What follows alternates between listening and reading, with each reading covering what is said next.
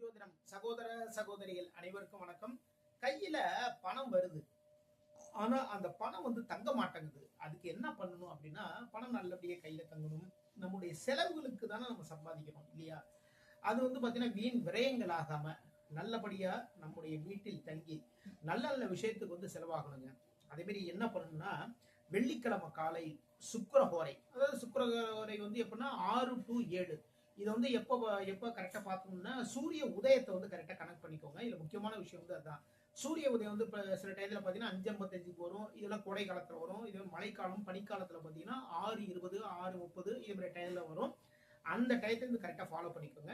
அந்த சுக்கிரஹோரை, அதாவது 6 to 7 சுக்கிரஹோரைங்க வெள்ளிக்கிழமை. அப்ப சூரிய உதயம் 6:30 மணிக்கு ஸ்டார்ட் ஆச்சுன்னா 6:30 மணி முதல் 7:30 வரை, 6:10க்கு ஸ்டார்ட் ஆச்சுன்னா 6:10ல இருந்து 7:10 வரைக்கும் சுக்கிரஹோரை. ஓகேங்களா? இப்ப புரிஞ்சுட்டுங்களா சுக்கிரஹோரைங்கிறது?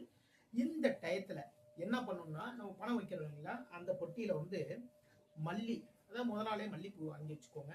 மல்லி, வில்வம், ஏலக்காய், பச்சை கற்பூரம், இது எல்லாத்தையும் ஒரு பச்சை கலர் துணி, ஒரு சின்னதா ஒரு பச்சை கலர் துணி போட்டுக்கோங்க.